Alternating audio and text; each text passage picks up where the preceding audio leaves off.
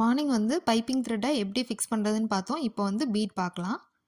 So first வந்து 3 bead left சைட்லேருந்து எடுத்து ரைட் சைடில் ஒரு லூப் எடுத்து ஒரு குட்டி நாட் போடுறேன்.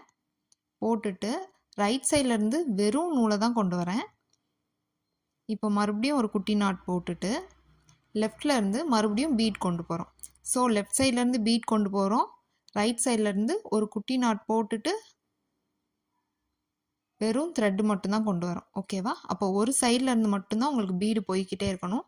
முதல்ல வந்து நான் 3 பீடு போட்டிருக்கேன். அடுத்து 4 பீடு போட்டிருக்கேன். இப்போ 5 பீடு போடுறேன்.